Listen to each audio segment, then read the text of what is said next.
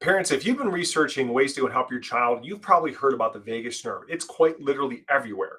It is in every Google search, it's on every forum for parents on Facebook.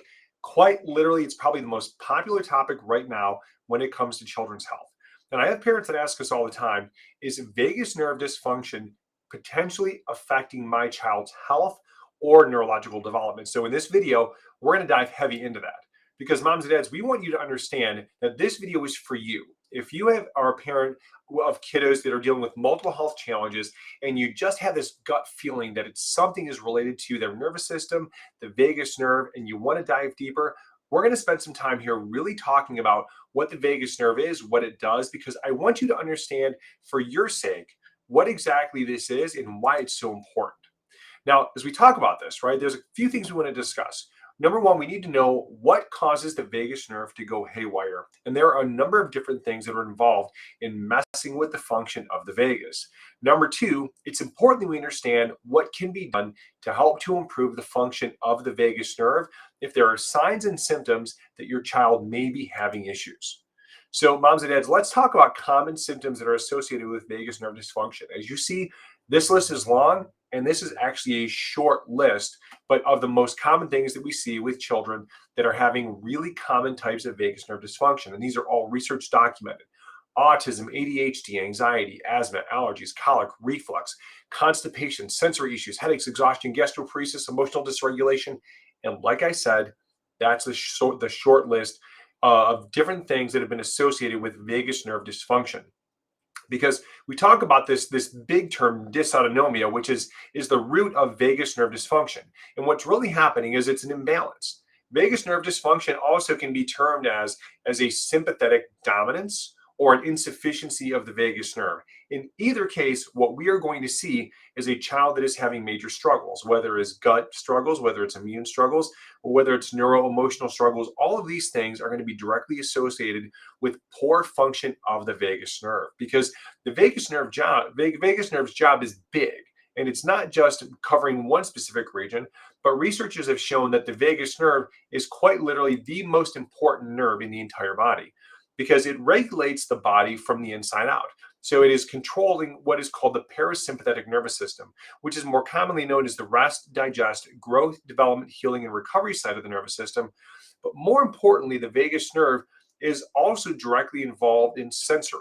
It's directly involved in motor planning. It's directly involved in control of inflammation. It's directly involved in learning and memory and association and speech and so on and so forth. I mean, if you look at a lot of the research that's out there right now, right, there was a study that was done not that long ago that actually showed that in children that have sensory processing issues, all of them had low vagal tone.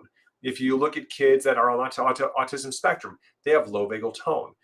If you think about even things like speech disorders, they've been showing that low vagal tone is directly at the root. And so stimulating the vagus and getting the vagus back online is ultimately going to be the key to helping to improve a child's quality of life. So when we start talking about the vagus nerve, we know that it's this really important cranial nerve and it has all these different functions. If you want a research topic to dive into, I would recommend that if you're doing research, you learn about this thing called polyvagal theory by Dr. Stephen Porges, because it really and truly gives you the greatest understanding of what is happening inside of a child's nervous system and why the vagus nerve is so important. Now, moms and dads, when we talk about polyvagal, right? So what Dr. Porges was able to figure out is that the vagus is involved in the sensory component ranging from the eyes, ears, throat, tongue, heart, lungs, abdomen. It's involved in motor, and it helps with things like controlling movement in the neck muscles, the throat. It's responsible for swallowing and speech. It's the parasympathetic control, which regulates digestion, motility, respiration, heart function. In the immune system, it modulates inflammation and social emotional. It helps us to be able to control our emotions. That's why so many kids we see come in have all of these things in different ways, right? Sensory processing disorder. So different types of motor issues. So like dyspraxias. We see problems with sympathetic and parasympathetic imbalances. where we see that there is elevated heart rates, there's respiratory issues, there's problems with constipation, or in some cases it's diarrhea, or sometimes it's reflux, or sometimes it's vomiting disorders.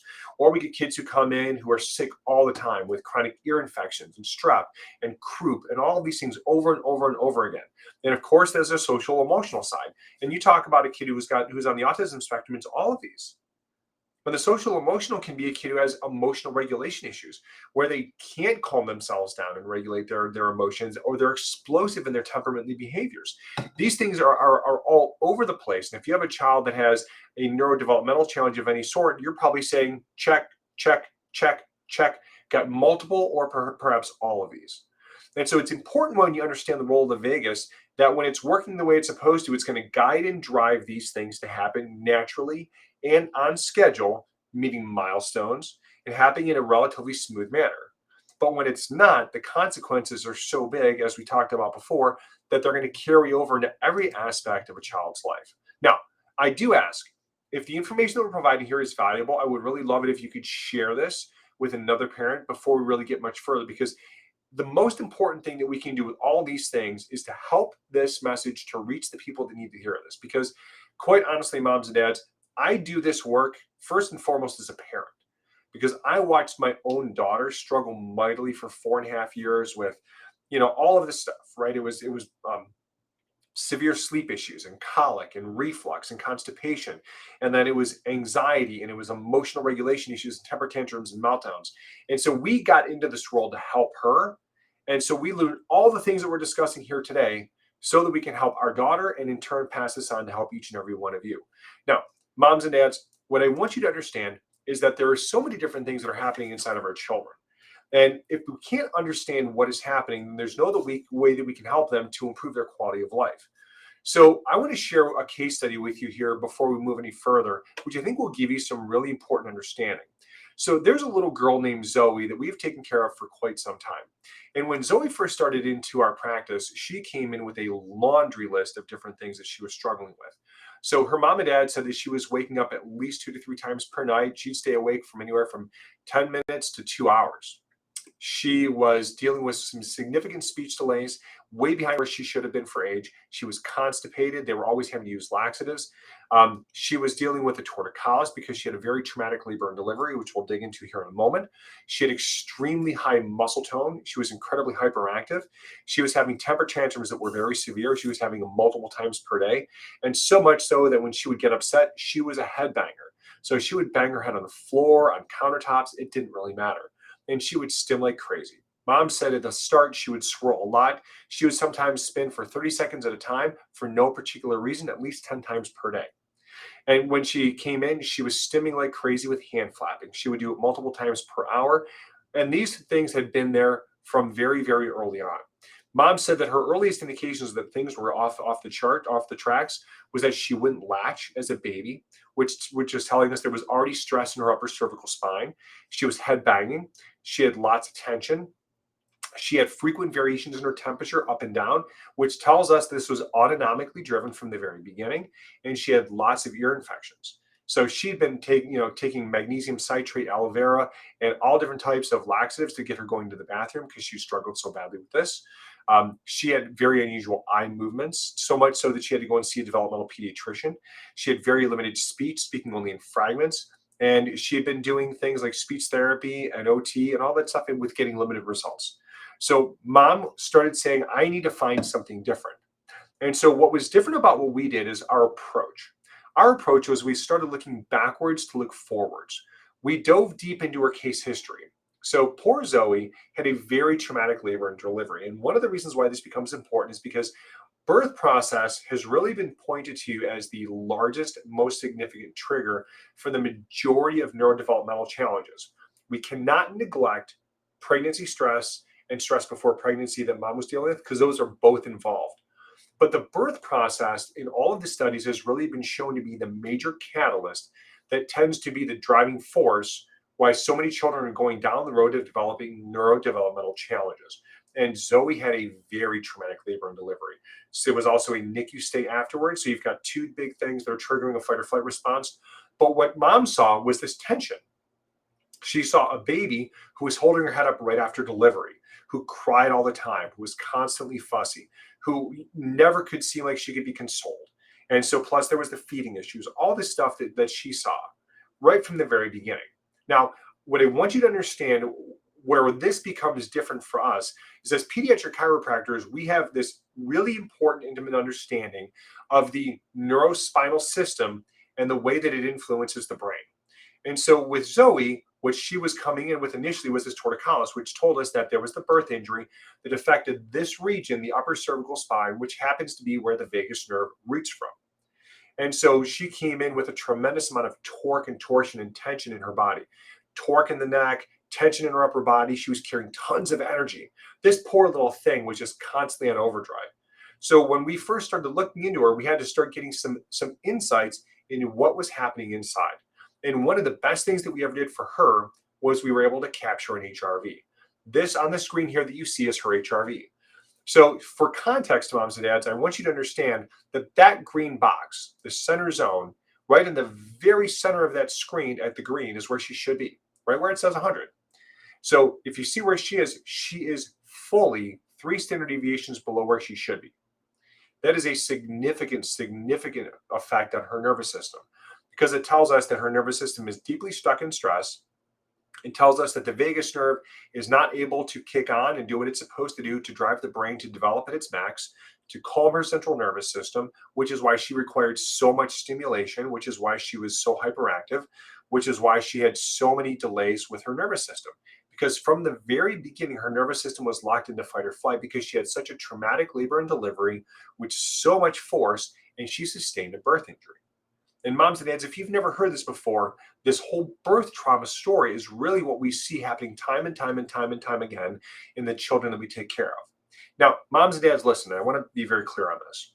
If a birth intervention was necessary and life-saving, then that is what has to be done. But there are consequences to these things that are very real. And when a child has gone through a significant birth trauma, then these are the kind of things that build up in a child's nervous system. And if they are not addressed early, they have consequences. Maybe it's affecting focus and attention. Maybe it's affecting the sensory system. Maybe it's, developing significant issues with emotional regulation. Maybe it's the immune challenges, whatever it might be.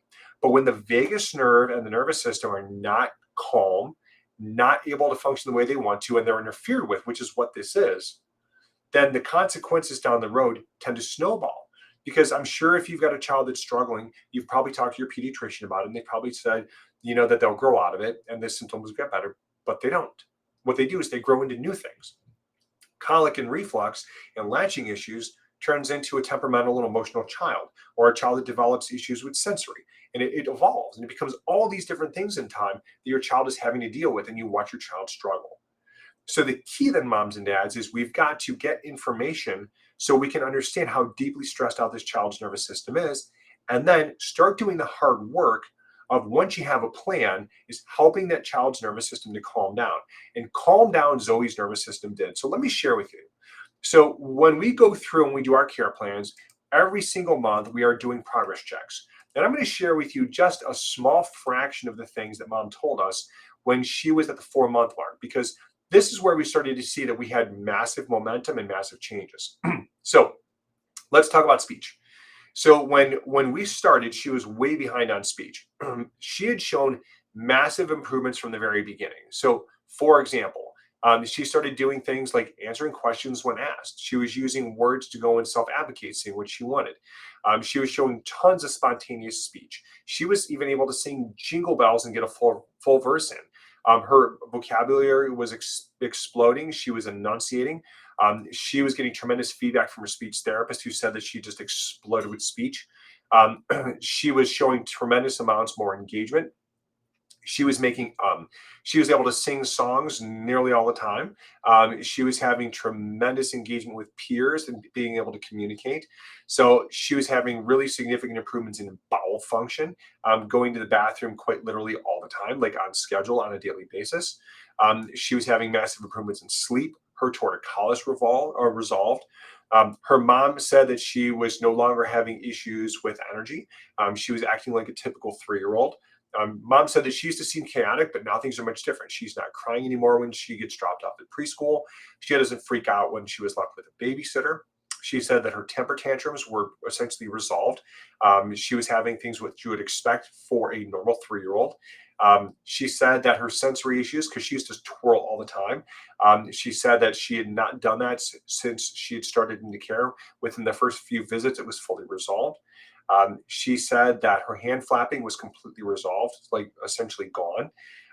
She said that she was making tremendous improvements in eye contact with mom and others.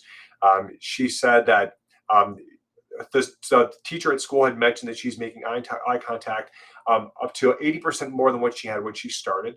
And mom shared with us a really cool story. She said at Zoe's birthday party, she was able to handle all of the sensory input for the first time. She said her family is very loud, and last year she freaked out because of all the sensory input. She said she was able to enjoy the party, hang out with the family, have a blast, do everything that a normal child would have done, which would have never happened the year before. Mom was so happy, she was practically in tears trying to tell us this. So I hope this gives you some understanding of where things can be for your child, because if you have a child that's struggling and you're looking for resources and you want help, moms and dads, that's why we're doing this, because we want to give you the resources so you know what can be done. So at this point, I know you probably have questions. You're probably like, I need to do more research. So here's what I would recommend. You can go to our website. We've got lots of resources on there. There's tons of articles, there's tons of blogs, there's tons of data, there's tons of case studies on our website, so you can do some research, elitefamilykairos.com. If you want to dive even deeper, there is a resource site that has been created by our community of doctors, all pediatric neurodevelopmental focused doctors at pxdocs.com. There's tons of great articles on there. There's tons of great research on there. There's tons of testimonials. So you can hear directly from moms and dads who've also been where you are. If you have questions for me specifically, send me a DM.